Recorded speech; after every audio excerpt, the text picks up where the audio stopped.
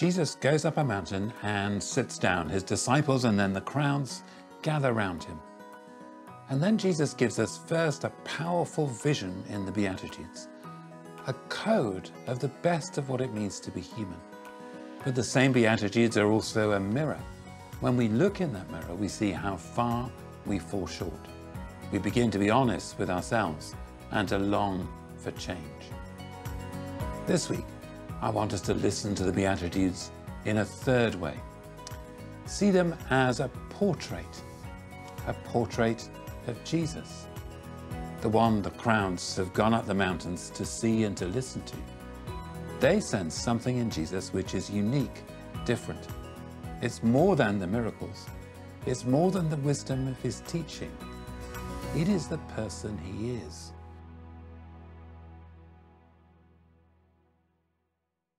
Somehow Jesus embodies and inhabits each of these 8 qualities. Almighty God has become a person and shown us a different way to live. Can this really be what God is like? Jesus is poor in spirit. He knows his need of God. Jesus withdraws to desert places to pray in the early morning. He entrusts his ways to God. He calls God Father.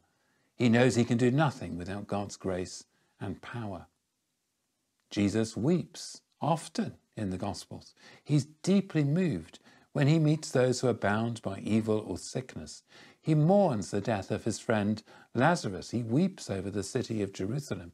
There is deep compassion on every page. Jesus is meek and humble. He washes the feet of his disciples.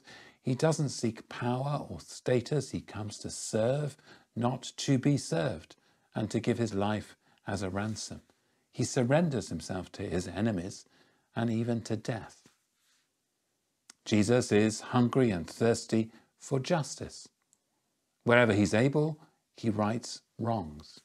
He drives the moneylenders out of the temple like one of the prophets. He challenges those in power, and he looks out for those on the margins and for children. Jesus is merciful. He teaches his disciples to forgive, not 7 times, but 70 times 7 times, because that's the way God deals with us. Jesus forgives even those who nail him to the cross. He protects the woman caught in adultery when she's about to be stoned, and he reaches out to Zacchaeus when he hides in a tree afraid. Jesus is pure in heart. Character and integrity are more important than his actions or his teaching. He offers a different picture of holiness from the religious leaders of his day. Jesus has a deeper integrity than any political leader there's ever been. Jesus' whole mission is peacemaking. He comes to reconcile women and men to God and to each other. He gives his life for that reconciliation and new beginning. He builds a new community characterized by love. And Jesus finally is persecuted for righteousness' sake. He did nothing wrong or deserving of death, but Jesus was crucified for the sins of the whole world. And he was strong and courageous in the face of resistance for the sake of what is right. The Beatitudes offer us an amazing and wonderful portrait of the character of Almighty God in a single human life, the best of lives. We love Jesus for all of these qualities, his mercy and humility and courage and dependence on God each day. And these Beatitudes also shed light on the profound invitation which Jesus gives to each of us. From the beginning of his ministry, Jesus invites women and men to follow him, to be his disciples. The first disciples literally left their nets and occupations and followed him down the road.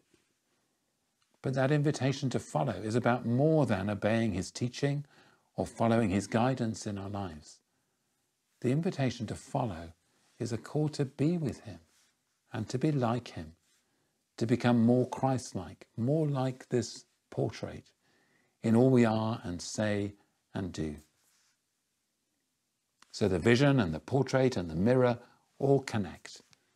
This is what we're to be like as men and women, This is how far we fall short, and here is the one who shows us that this kind of life is possible and what it means, our model and our worked example. But where do we find the way and the power to begin again? That's what we'll explore next week. Come and see. Blessed are the poor in spirit, for theirs is the kingdom of heaven. Blessed are those who mourn, for they are comforted. Blessed are the meek, for they will inherit the earth. Blessed are those who hunger and thirst for righteousness, for they will be filled.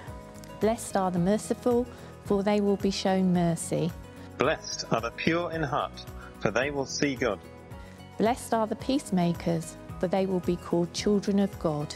Blessed are those who are persecuted for righteousness' sake, for theirs is the kingdom of heaven.